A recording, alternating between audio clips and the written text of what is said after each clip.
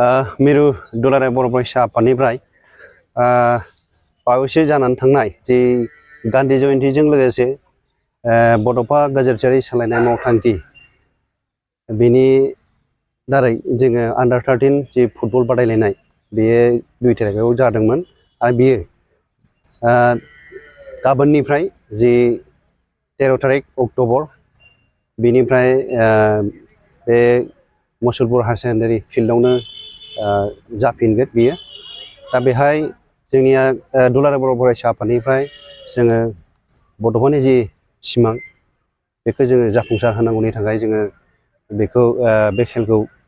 थामथि खेब जे बियो बादायलायनाया जागोन आरो बियो मोननै जनाव जानो थांगासिनो दङ मोनसे बाक्सा जन आरो मोनसेया बिश्वनाथ जनाव दा गाबोननिफ्राय जि जागोन बेहाय अल आसामनिफ्राय 18-18टा जि जिल्लाफोर दङ बियो बाहागो लागोन आरो लोगोसे फार्स्ट देग्लाय बोसोरनिफ्राय जे हिन्जावसाफोरनि जे आन्डार 13 बे खेलाबो जागायजेनगोन बेबो मोननै जनावनो जे मुसलपुर हायार सेकेन्डारि बाक्सायाव बे जागायगोन आरो लोगोसे बिश्वनाथ जिल्लानि बिश्वनाथाव जागायगोन दा बियो मोननैबो जि बयस एन्ड गार्लस बिथांमोना जाहाथे मोजाङै गेलेनानै दिन्थिनो हागोन आरो लोगोसे जोबथा फाइनाल खेला नैबे बाक्सा जिल्लानि जे मुसलपुर हायार सेकेन्डारि बेहायनो जागोन दा बेनिखायनो जोङो हास्थायदों जे दुलाराय बर' फरायसा आफादनिफ्राय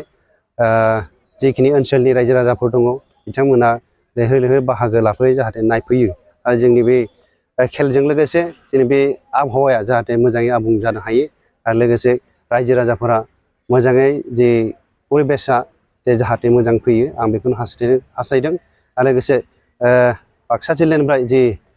बिथांमोना फिल्डखौ जिबादि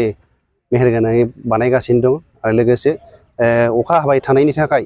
जे बिथांमोना फिल्डखौ जिबादि खालामदों बियो मोजाङै जादों आरो